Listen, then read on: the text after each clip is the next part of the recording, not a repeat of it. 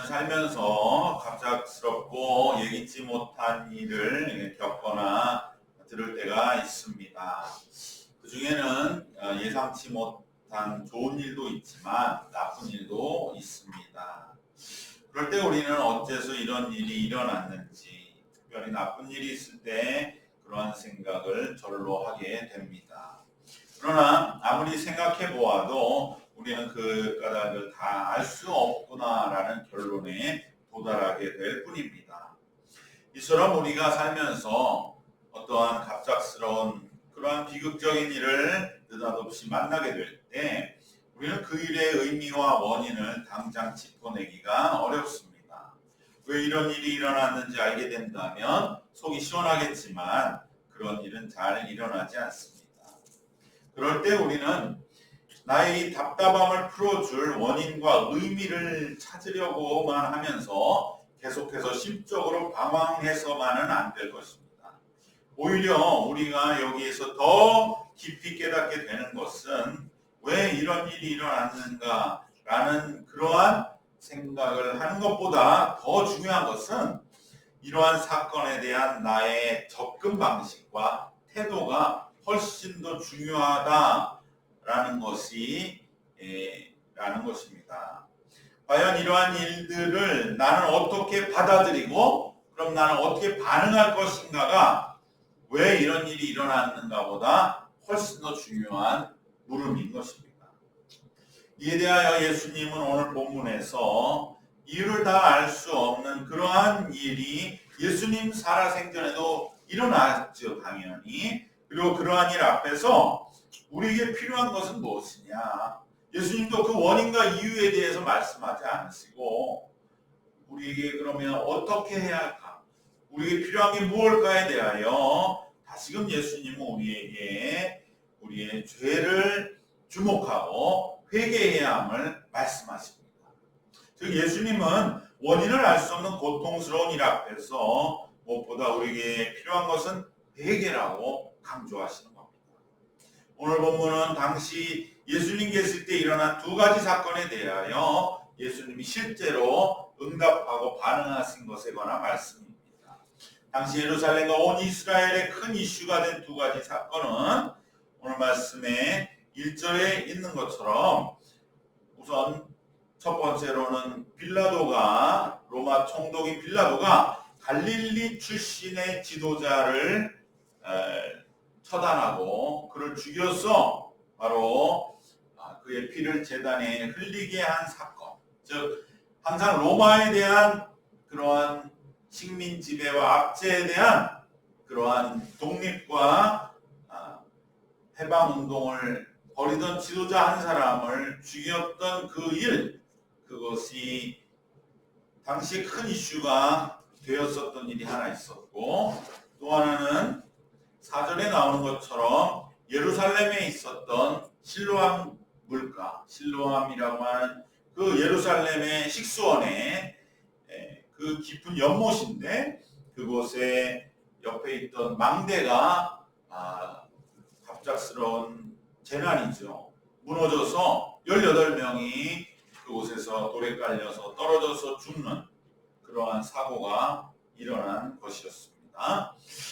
지금도 예루살렘의 실로암에 가본다든지 사진으로 보면 실로암 연못은 우리가 생각하는 그러한 얕은 물웅덩이가 아닙니다. 굉장히 거의 한 4, 5층 높이의 옆에 큰 절벽이 있고 그 밑으로 가야 겨우 물이 있는, 그래서 물을 기르려면 계단을 한참 내려와서 그 밑에 물이 있고, 지금은 물도 없는 아마 그러한 그저 늪 비슷한 그 수초만이 있는 그러한 사진들을 보게 되는데 그 옆에는 깎아지는 듯한 수직의 벽이 있습니다. 그래서 그 벽 위에 또 망대를 세워서 항상 그 연못에 너무나 그 식수원으로 귀한 곳이니까 그것을 관리하고 감시하고 또 지켜보던 그 망대가 그만 무너져 내려서 18명이 사고로 오늘 우리도 많이 듣는 그런 재난과 같은 사건들이 일어난 것이었습니다. 이러한 갑작스럽고 이유를 알 수 없는 불행하고 비극적인 사건에 대하여 예수님은 오늘 이처럼 이해되지 않는 고통에 부딪힐 때는 분명하게 3절과 5절에서 이를 회개의 계기로 삼아야 한다고 분명하게 말씀하십니다. 예수님은 납득되지 않는 비극 앞에서 사람들이 빠지기 쉬운 생각인 그래도 그러한 일을 당한 그 관련 관계자들에게 뭔가 허물이 있고 죄가 있어서 그렇겠지라고 하는 인과응보적인 생각을 결단코 버리라고 하십니다. 그들이 대한 죄가 많아 그런 일을 당한 것이 아니고 오직 너희의 죄를 생각하면서 회개하는 그러한 계기로 삼아야 한다고 분명히 말씀하십니다.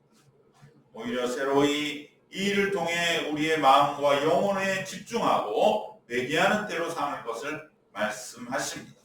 그러므로 우리들도 예수님의 말씀을 따라 다른 무엇보다도 이러한 일들 앞에서 회개하는 기도와 그러한 회개하는 심령이 되어야 할 줄 믿습니다. 그러면 우리는 무엇을 회개하며 기도해야 하겠습니까? 무엇을 회개해야 할지에 대한 말씀이 오늘 본문의 후반부인 6절에서 9절의 말씀, 바로 열매 맺지 아닌 그러한 무화과 나무가 한 해도 금년에도 그대로 두소서의 비유에 나오는 말씀입니다. 이 말씀 속에 우리는 세 가지를 회개해야 하는 것을 찾을 수가 있습니다. 그것은 무엇이냐? 우리도 모르는 사이에 어느새 우리 몸에 배어있는 이 안일함에 대하여, 그리고 두 번째로는 은혜를 망각한 것에 대하여, 그리고 열매가 없음으로 인하여 언제든지 임할 수 있는 미래와 심판과 종말에 대한 아무런 준비 없이 살아가는 이 믿음 생활, 이 세 가지를 우리는 회개해야 하는 것입니다. 첫 번째로 우리가 회개해야 할 것은 어느덧 문대어져 버린 우리의 영적인 안이함에 대하여 우리는 회개해야 합니다. 6절 이하의 열매 맺지 못한 무화과 나무의 비유에서 보듯이 열매 맺지 못한 채로 3년이나 서 있는 이 무화과 나무처럼 되어버린 그러한 당시의 이스라엘의 그 성전과 종교 지도자들의 모습, 포도원에 심겨진 무화과 나무는 바로 당시 이스라엘의 성전을 의미하는 것입니다. 여러분, 포도나무는 아시는 것처럼 일종의 나무라기보다 하나의 덩쿨이죠. 그래서 포도나무에는 항상 거기에 지주대를 세워줘야 됩니다. 그래야 포도가 그 덩쿨을 타고 올라가면서 계속 해가 지나면서 그 덩쿨이 굵어져서 줄기처럼 단단해지고요. 그 덩쿨에 포도가 열리는 포도원입니다. 그렇기 때문에 포도만 심어서는 그 밭의 모양새는 너무 볼품없죠. 정말 그러한 포도가 어떻게 이러한 포도나무에서 열릴까 하는 것이 신기할 정도로 포도나무는 볼품이 없습니다. 그래서 포도나무 옆에 여기가 내 포도원이다 하는 상징으로 아름드리 무화과 나무 한 그루를 딱 심어놓는 것이죠. 그래야 일하다가 와서 그 무화과 나무 아래에서 쉴 수도 있고 그 무화과 나무 아래에서 새참도 먹고, 그러니까 이 무화과 나무는 이 포도원을 상징하고 포도원에 마치 큰 그러한 안식처와 같은 그 역할을 하는 것, 그것이 바로 이스라엘이 전체가 포도원이라고 한다면, 그것은 전통적인 구약의 비유죠. 하나님은 이스라엘을 포도원으로 비유를 많이 하셨습니다. 예레미야에도 이사야에도 유명한 비유들이 있지 않습니까? 내가 정말로 열매 맺는 좋은 포도를 심었는데 어찌하여 열매는 맺혀지는 것은 들포도만을 맺느냐. 이렇게 이스라엘 전체를 포도원으로 비유하시고, 그리고 그 포도원으로는 너무 볼품이 없으니 곁에 이 포도원을 상징하고 지키는 것 같은 아주 아름드린 무화과 나무를 그곳에 심어놓은, 그것은 바로 이스라엘 전체를 대표하는 성전을 상징하는 것이죠. 그런데 이 무화과 나무가 무화과 나무도 맺어야 하는데 나는 여기 서 있기만 하면 되는 건 아닙니까? 열매는 포도가 맺는 것이고 나는 여기에 서서 본래 목적이 되는 이 포도원을 표시하고 이곳에서 그저 무화과 나무로 서 있기만 하면 되는 것 아닙니까? 라고 생각하고 있는 이 무화과 나무는 3년 동안 열매를 맺지 못했을 때에 하나님은 아니다, 무화과 나무도 네가 오히려 앞장서서 본이 되고 성전이 열매를 맺어야지. 그냥 거기 서가지고 포도나무나 열매 맺도록 하는 것이 그것이 하나님이 바라는 것이 아니라는 것이죠. 어떻게 보면 우리의 무뎌진 신앙생활은 그러한 모습이 어느새 되어버린 자신의 모습을 깨닫고 회개해야 함을 말씀하십니다. 물론 우리는 버티고 살아남는 일만 또 벅차게 열심히 살아왔고 주님은 이것을 모르시는 바는 아니지만 그럼에도 어느새 자기도 모르는 사이에 현실에 주저앉아만 있는 그렇게 안주했던 아니함을 이 무화과 나무는 우리에게 상징하고 있는 것입니다. 바로 이 점을 회개해야 한다고 하는 걸 깨우치기 위하여 하나님은 그러한 일들을 허락하신 것을 우리는 기억해야 할 줄 믿습니다. 그렇기 때문에 우리는 다시 한번 무뎌져 버린 나의 영혼, 나의 심령이 안해지지 않았는가? 그저 내가 무화과나무처럼 서 있기만 하면 된다고 여기진 않았는가? 우리 이것을 기억하면서 오늘 말씀을 마음에 새겨야 할 줄로 믿습니다. 두 번째로 우리가 회개해야 할 것은 바로 이러한 갑작스럽고 파국적이고 종말적인 사건들, 바로 그것은 그동안 우리가 나름대로 평안하게 살아온 시간들이 사실은 오직 하나님의 은혜였음을 잊고 살았던 것을 새삼 깨닫게 해주는 것입니다. 그렇기 때문에 오늘 우리가 매일 우리를 지켜주시는 하나님의 은혜를 잊고 사는 것을 반대로 우리는 회개해야 할 줄 믿습니다. 이 3년 동안의 무화과 나무의 시간들은 사실은 하나님이 지켜보고 계셨고 하나님의 은혜 속에서 지켜진 3년이었던 것입니다. 하나님의 기대와 소망 속에서 무화과 나무는 살아왔던 것인데 그것을 잊고 그저 내가 여기에 살려고 안간힘을 쓰고 있으니 이곳에 내가 여전히 살아있다고만 생각한 하나님의 은혜를 잊고 산 것을 회개하며 일깨우는 것입니다. 그리고 이제 한 해 더 본문의 비유에서 무화과나무가 1년 더 생명을 보장받은 것이 당연한 일이 아니라고 하는 것을 우리는 마음에 새겨야 됩니다. 주인은 무화과나무를 찍어버리려고 했습니다. 그런데 포도원지기가 나섭니다. 당연히 이분은 예수님이시겠죠. 예수님 비유 되시는 포도원지기, 주인은 하나님이시고 바로 그 포도원지기가 주인에게 금년에 그대로 두시기를 간청했기 때문에 무화과 나무는 1년 더 생명을 연장받게 된 것입니다. 이처럼 우리의 1년, 우리의 한 달, 우리의 한 주, 우리의 하루는 그저 당연히 이어지는 하루하루가 아니라 오직 하나님의 은혜로 우리를 지켜주시기 때문에, 우리를 보호해 주시기 때문에, 우리와 우리의 생명을 연장시켜 주시기 때문에 우리에게 허락된 것이라고 하는 것을 이러한 사건들은 우리에게 새삼 깨닫게 하면서 다시금 우리는 그러기 때문에 잃어버렸던 은혜를 마음에 새기고 하나님 앞에 회개해야 할 줄로 믿습니다. 이처럼 갑작스러운 비유는 우리에게 매일 살아가는 삶이 당연한 것이 아님을 깨닫게 하고 나를 은혜로 지켜주시는 이 귀한 매일의 삶이 복인 것을 그리하여 다시 복으로 우리가 여기는 바로 그 은혜를 회복하면서 그렇기 때문에 우리는 열매 맺기에 힘쓰도록 결단하며 회개 기도드려야 할 줄 믿습니다. 하지만 세 번째 우리가 회개해야 할 것은 열매 맺지 못하는 무화과 나무가 심판을 겨우 면한 것처럼 우리는 열매를 맺지 못한다는 사실은 내가 종말론적인 심판을 준비하고 있지 못하다는 것.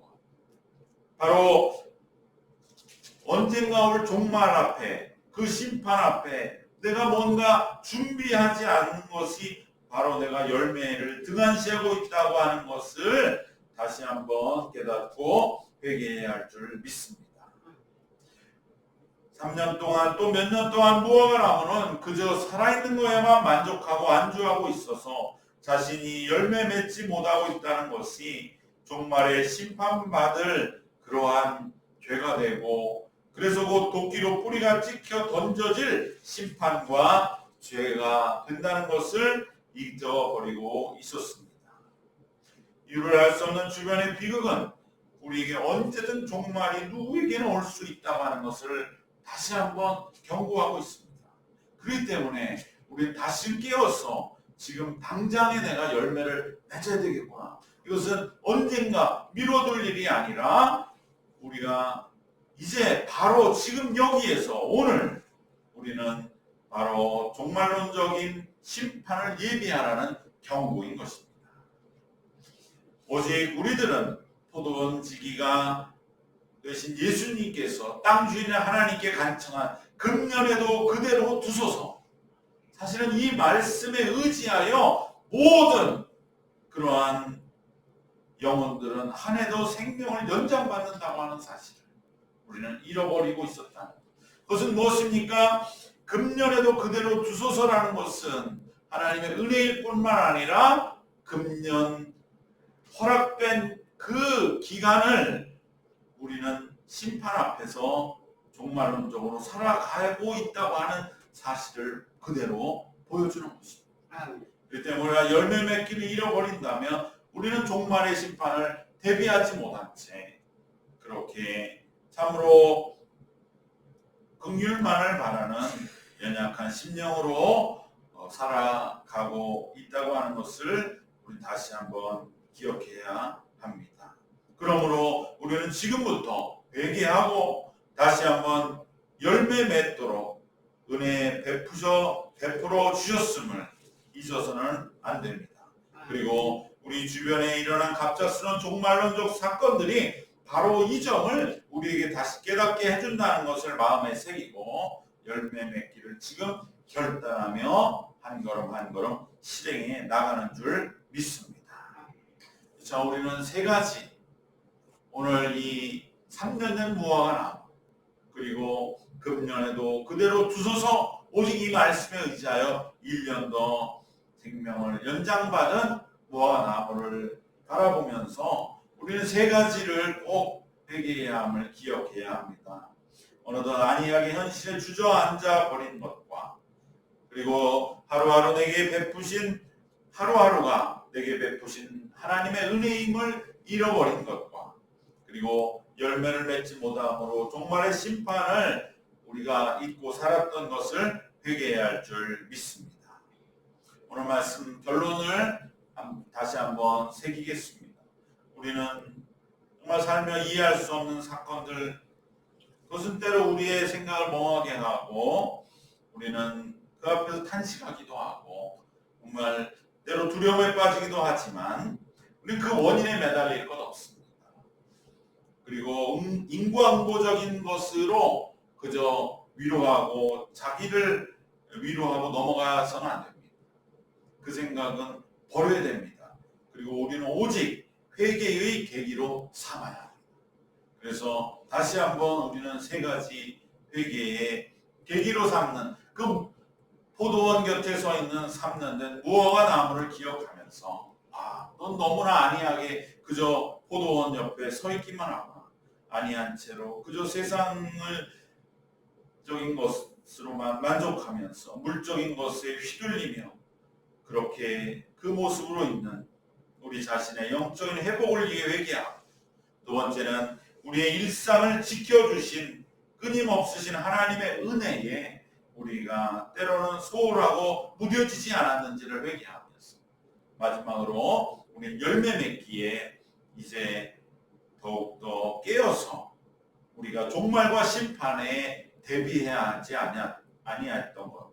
그래서 우리는 다시금 열매를 맺기 위해 애쓰며 누구에게 언제든지 올 수 있는 그 심판을 대비하며 오늘을 살아간다면 우리는 어떠한 일 앞에서도 의연하게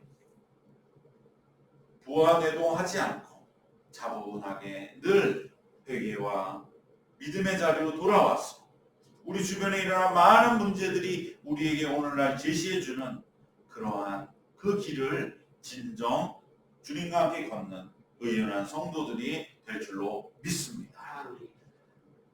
우리는 깨어있으라 하는 주님의 음성을 들으면서 우리가 우리에게 열매 맺기에 내게 주어진 현실 속에 최선을 다함으로 심판을 예비하는 그러한 오늘을 살아가는 바로 이것이 내게 주어진 종말론적인 신앙의 삶이구나 라고 하는 것을 다시 한번 실감하면서 오늘 또 세상의 빛과 소금으로 한 걸음 한 걸음 나아가는 바로 그 길을 충실히 갈 때에 우리는 그 언젠가는 지금은 알 수 없는 그 이유와 하나님의 경륜과 뜻을 깨닫게 될 날이 또한 올 줄 믿습니다. 바로 그 때를 바라보면서 오늘 우리는 주님이 주신 말씀의 길을 걸어감으로 인하여 이 모든 문제들을 이겨나가는 우리 모두 되시기를 주님의 이름으로 축원합니다. 기도하겠습니다. 주님 은혜와 사랑을 감사합니다. 때로 우리를 깜짝 놀라게 하는 일들 속에서 우리는 때로 망연자실하고 답답해하지만 그 답답함에 머물러 방황하지 않게 하시고 오직 참된 그 일들을 넘어설 수 있는 길을 우리에게 이끄시고 인도하심을 감사드립니다. 우리가 더욱더 이 모든 일을 계기로 해서 깨어있게 하시고 진정 회개하게 하여 주셨소. 하나님, 우리에게 어느덧 배어있는 이 안이함과 때로는 우리가 주님의 은혜를 망각하면서도 은혜롭고 신령스러운 것처럼 그렇게 착각하고 살았던 것과 또한 우리가 진정 열매 없음으로 종말과 심판을 대비한다 하면서도 정작 아무런 대비 없이 무한해동하며 살아가는 우리의 이 옅은 삶을 주님 앞에 온전히 회개하며 다시금 신앙적으로 더욱 깊고 견고하고 단단하고 의연하게 세워지는 그러한 우리의 믿음이 되게 하여 주시옵소서. 예수님의 이름으로 기도드리옵나이다. 아멘. 우리 함께 이 시간